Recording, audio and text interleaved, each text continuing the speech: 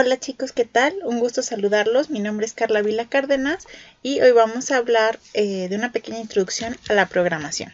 Antes de hablar de programación tenemos que retomar un concepto muy importante que es el concepto de algoritmo. Recordarán que el algoritmo es una secuencia de pasos que nos permite planear o nos define cómo debemos realizar una tarea o proceso. El pseudocódigo es una herramienta que utilizan los programadores para omitir secciones de código y de esta forma hacerlo un poco más fácil de explicar para el programador, ¿no? El principal objetivo de este pseudocódigo, como les mencionaba, es representar la solución de un algoritmo de una forma muy sencilla y a su vez que sea muy parecida a lo que nosotros llamamos el lenguaje natural, que es la forma en la que hablamos normalmente con otras personas. Después de esto nos llevará al proceso de codificación del programa. Además, otra de las herramientas que se utiliza para la programación son los diagramas de flujo. Los diagramas de flujo poseen símbolos especiales que permiten estructurar una solución a un problema o proceso de manera gráfica, ¿sí? Los diagramas de flujo no son exclusivos de la programación, son utilizados en muchas áreas. Ahora vamos a hablar un poquito ya hacia la parte de nuestros lenguajes de programación, que es C++ y Python, que son los que vamos a estar trabajando. Y bueno, ambos lenguajes podemos decir que tienen 4 elementos principales, que son las variables, constantes y estructuras de datos. Ese es el primero. El siguiente son las estructuras de control, enseguida las funciones y luego las clases.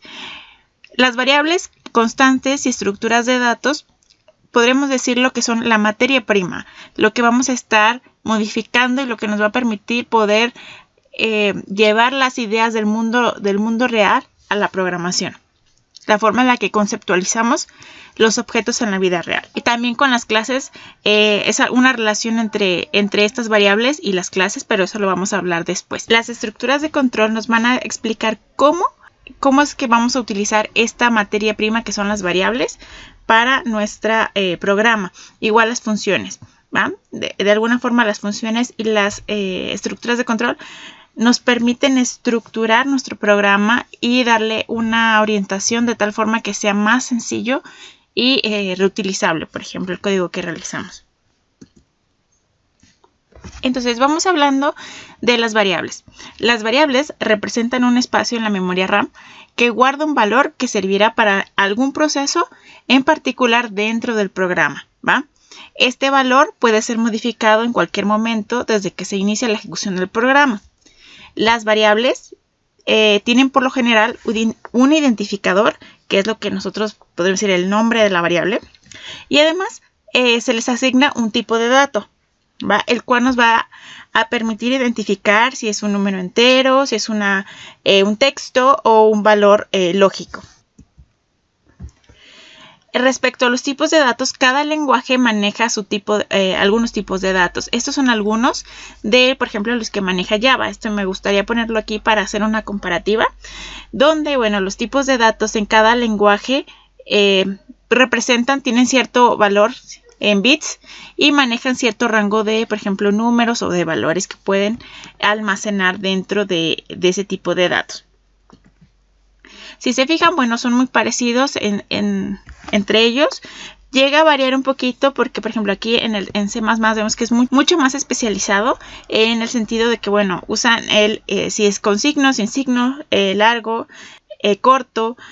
Puedes tener, por ejemplo, como el long, que puede ser representar números muy grandes porque el tamaño de bits que se utiliza, por ejemplo, es de 64 bits.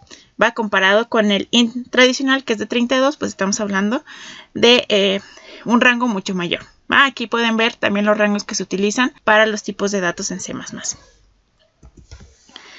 En Python, me gustó ponerlo de esta forma. Python fue creado basado en C++. Entonces, de alguna forma, los tipos de datos que maneja son iguales, aunque los usa de manera interna. Y maneja también enteros, flotantes, booleanos y caracteres. Y una de las características más interesantes de Python es que dentro del lenguaje ya considera como tipo de dato un tipo de dato compuesto, las listas, las estructuras, las tuplas, los diccionarios y los conjuntos. Entonces vamos a retomar un poquito estos conceptos. Podemos ver la memoria o pensar en la memoria RAM como un gran almacén, ¿no? Como el que se ve aquí. Este gran almacén, bueno, nos va a ayudar a guardar todo lo que nosotros vamos a utilizar para nuestro programa. Estas variables las podemos considerar como las cajitas que se guardan en nuestro almacén. Existen diferentes tipos de cajas, ya sea que tengan diferentes tamaños o formas, sí, que esos tamaños y formas nos los están dando los tipos de datos.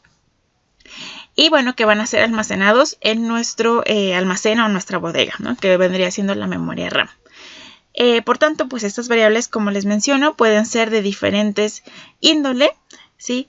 Pero todas van a estar almacenadas en la memoria RAM.